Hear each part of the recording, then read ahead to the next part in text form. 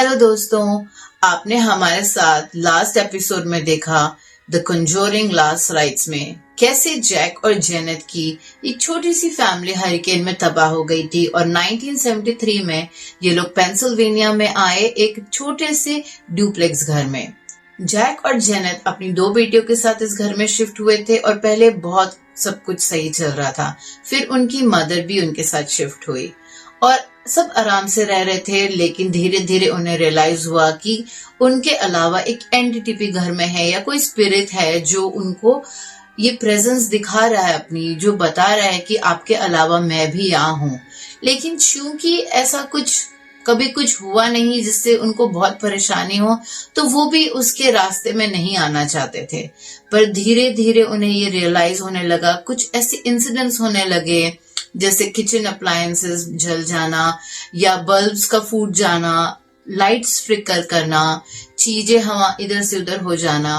तो उन्हें ये रियलाइज होने लगा कि शायद ये एंटिटी, शायद ये जो घर में स्पिरिट है वो अपनी पावर ज्यादा दिखाना चाहती है। और लास्ट में आपने ये सुना था कि उनका जो डॉग था वो बहुत ही बुरी तरह घायल हो चुका था। तो चलिए अब देखते हैं कि आगे ये लोग क्या करते हैं ऐसा, क्योंकि उन्होंने घर बेचने की कोशिश की, सब कुछ किया है, लेकिन उनको कोई सोल्यूशन नहीं मिल रहा है। अब हम देखते हैं कि आगे क्या होता है इनके साथ।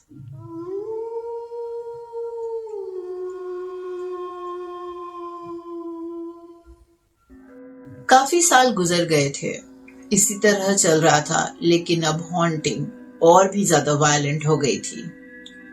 रात को इनको आवाजें आती थी।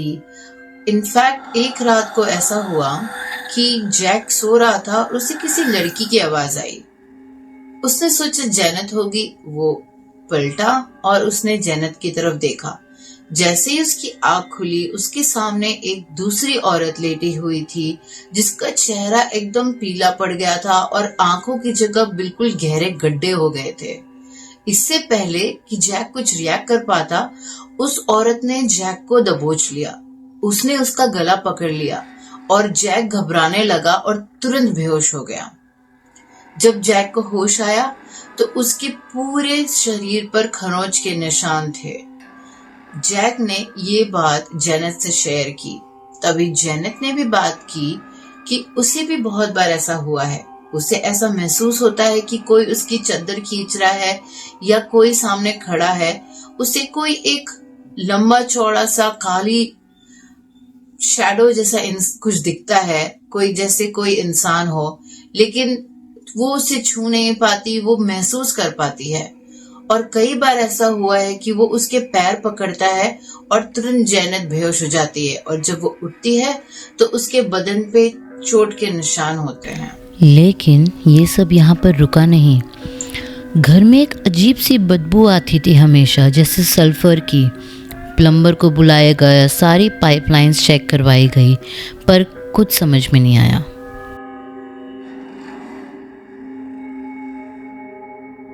अब दोनों ही पति पत्नी डर के साए में जी रहे होते हैं। एक रात जैक को सपना आया कि वो हवा में तैर रहा है और उसकी आंख खुली तब उसे रियलाइज हुआ कि ये कोई सपना नहीं, वो सच में अपने बेड से ऊपर था हवा में और तुरंत धड़ाम से नीचे गिरा।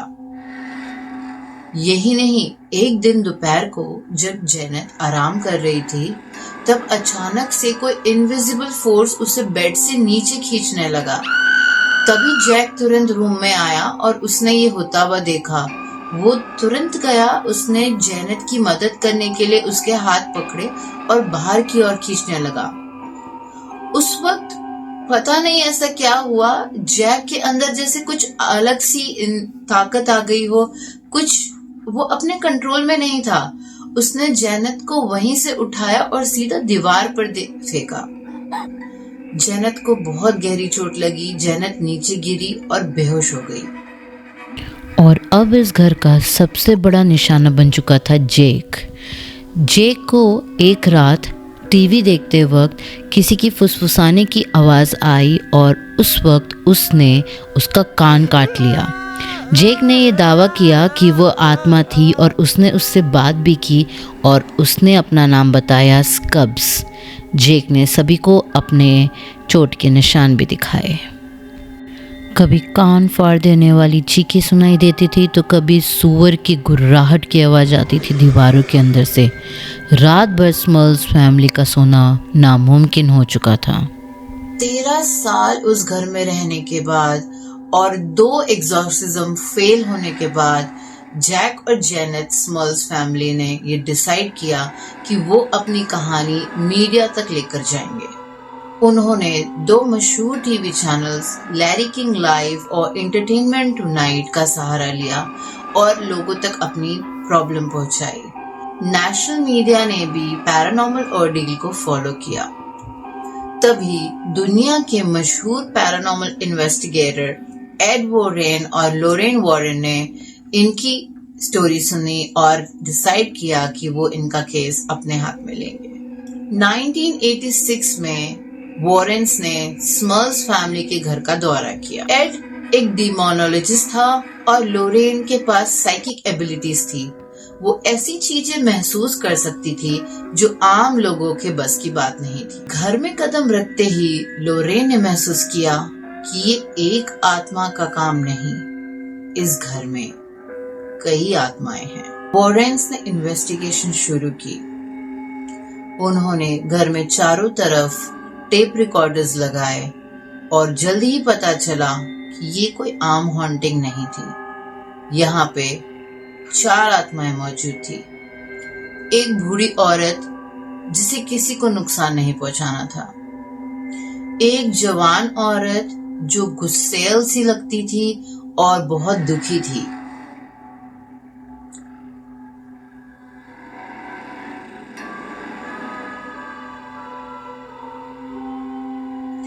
एक बड़ा भयानक आदमी और सबसे खतरनाक एक चौथी एंटिटी जो बहुत डरावनी थी, एक इनह्यूमन डेमोनिक प्रेजेंस जो सबको कंट्रोल कर रहा था। वॉरेन्स ने ब्लेसिंग रिचुअल्स और एग्जॉर्सिज्म शुरू किए। कई रिचुअल्स और रिलीजियस म्यूजिक के बाद भी हॉन्टिंग्स रुकी नहीं। एक सेशन में एड जैक और जेनेट के बेडरूम में प्रेयर्स पढ़ रहा था। तभी उसे महसूस हुआ कि रूम का टेम्परेचर एकदम से लो हो गया है और उससे कुछ काला साया सामने दिखने लगा। देखते ही देखते वो काला साया एड के पास आया और एड को ऐसा लगने लगा कि कोई उसका गला घोट रहा है। एड दर्द से तड़पने लगा। लकीली वहां से एड और लोरेन की टीम का एक मेंबर गुजर रहा था। उसने एड को स्ट्रगल करते हुए देखा और वो दौड़ के उनके पास आया। उसने जोर जोर से प्रेयर्स पढ़ना शुरू किया और थोड़ी ही देर में सब कुछ रिलैक्स हो गया और वो प्रेशर चला गया। लेकिन एड के गले में उंगलियों के निशान दिख रहे थे। एक रात किसी इनविजिबल आत्मा ने जैक को उसके घुटनों के पर गिरा दिया और पूरी घर में उसके बालों को पकड़ के यहाँ से वहाँ जैक को पटकते रहे। ये सब कौन कर रहा था? कुछ नहीं दिख रहा था, पर जैक को बहुत ज़्यादा फिजिकल तकलीफ हो रही थी और उसे बहुत ज़्यादा चोटें आई। घर का माहौल बहुत ज़्यादा बिगड़ चुका था। बच्चे अब अलग सोने से कतरा रहे थे। चीजें इधर से उधर हो रही थी। फर्नीचर्स अपनी जगह से हिल जाते थे। अलग अलग आवाजें आ रही थी घरों में और जैक और जेनेट के रूम से हर वक्त कुछ बदबू सी आती, जैसे कोई चीज सड़ रही हो। कुछ ऐसा हो कि सफाई करने के बाद भी वहां से निकाल नहीं पा रहे थे उसे। और एक दिन तो किसी इनविजिबल फोर्स ने उनकी छोटी बेटी को सीढ़ियों से नीचे धकेल दिया, जिसमें वो बहुत ज्यादा जख्मी हो गई थी। पूरा घर अब बैटलफील्ड बन चुका था। दीवारों पे क्रॉसेस लगे हुए गिर जाते थे। चेयर्स अपने आप हवा में उड़ रही होती थी और एक दूसरे से टकराती थी। एक दिन एड को जैक के बेडरूम में मिरर पे लिखा हुआ दिखा, लीव। मानो कोई उन्हें वहां नहीं चाहता था या कोई ऐसी चीज थी जिसे उनके वहां होने से तकलीफ हो रही थी। कोई भी प्रीस्ट उनकी मदद नहीं कर पा रहा था। अब वो डीमन बहुत ही ज्यादा गुस्से में था। उस रात जैक और जेनेट सो रहे थे, तभी उनका बेड अचानक से हिलने लगा। घबराकर दोनों उठे और जब उनकी आँख खुली, बेड हवा में था और उनके सामने वो डीमन खड़ा था। ये पहली बार था जब उन्होंने उस डीमन को अपनी आंखों के सामने देखा। एक काला साया, ऊंचा लंबा, जिसकी आंखें आग से भरी हुई थी और वो गुस्से में गुर्रा रहा था और वहां पर बहुत ज्यादा बदबू आ रही थी। अचानक से दोनों की सांसें रुक गई, उनका बदन कांपने लगा और ढीला पड़ गया, जैसे उन्हें कोई दौरा पड़ा हो। दोनों बेहोश हो गए और नीचे गिर पड़े। जब उनकी आंखें खुली तो उनके बदन पे उन्होंने काले धब्बे देखे, जैसे कि खून मर गया हो। जैसे हमें अगर किसी ने जोर से दबोच रखा हो तो ब्लड क्लॉट्स हो जाते हैं, उसी तरह उनके पूरे बदन पे ब्लड क्लॉट्स थे। दूसरे दिन जब वॉरेंस ने एग्जॉर्सिज्म स्टार्ट किया तो एग्जॉर्सिज्म के दौरान जेनेट पॉजेस हो गई। वो हवा में ऊपर उड़ने लगी और उसकी आंखें सफेद हो गई थी। वो दर्द में चीख रही थी, चिल्ला रही थी। जैक से ये सब देखा नहीं गया। उसने वॉरेंस को एग्जॉर्सिज्म रोकने को कहा, पर वॉरेंस ने इंसिस्ट किया कि एग्जॉर्सिज्म चलने दिया जाए। जेनेट अब गुस्से में गुर्रा रही थी और वो अलग सी भाषा बोल रही थी जो जैक ने कभी नहीं सुनी थी। फिर अचानक वो ऊपर दीवार में जाकर टकराई और बेहोश होकर नीचे गिर गई। जेनेट के सिर पे बहुत चोट आई थी और खून बह रहा था। जैक ने उस वक्त एग्जॉर्सिज्म रोकने को कहा। फाइनल एग्जॉर्सिज्म 1989 में हुआ। उसके बाद डेमोनिक एक्टिविटी थोड़ी सी कम हो गई थी। हालांकि ये कभी कंफर्म नहीं हुआ कि डीमन वहां से गया कि नहीं। 15 सालों के टॉर्चर के बाद स्मर्ल्स फैमिली को उस घर को छोड़कर जाना पड़ा।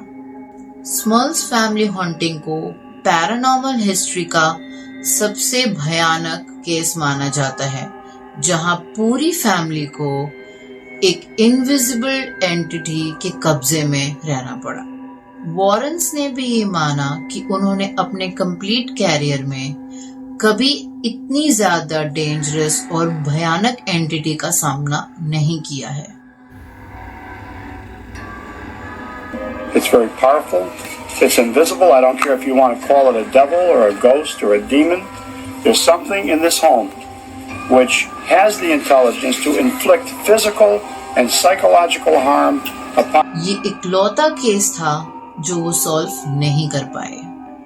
ये थी कंजोरिंग लास्ट राइट, जो लेटेस्ट मूवी में भी स्टोरी दिखाई गई है। लेकिन दोस्तों, अब बात करते हैं रियलिटी की, जो मूवी में नहीं दिखाई गई है। इंटरेस्टिंग बात यह है कि इस डीमन को वॉरेंस ने नहीं, बल्कि एक लोकल क्लर्गी मैन ने भगाया था। रेव जोसेफ अडोनिजो ने 1986 में टाइम्स लीडर को ये बयान दिया कि इंटेंस प्रेयर ने फाउल स्मेल और वायलेंट एक्ट्स को वेस्ट पीटसन के घर से भगा दिया, जो स्मर्ल्स फैमिली का घर था। फिर भी जेनेट ने 1987 में कुछ हल्की फुल्की डेमोनिक एक्टिविटीज के होने का बताया, जैसे डोर्स पे नॉक होना और शैडोई फिगर्स का दिखना। 1988 में फैमिली विल्कस बारे, पेंसिल्वेनिया में एक नए घर में शिफ्ट हो गई, एक नई उम्मीद लेकर। वो घर अब बिकने से रहा। उस घर को कई बार रेंट पे देने की कोशिश की गई, लेकिन वहां की पैरानॉर्मल एक्टिविटीज इतनी मशहूर हो चुकी थी कि उस घर में रेंट पे रहने आने को कोई भी तैयार नहीं था।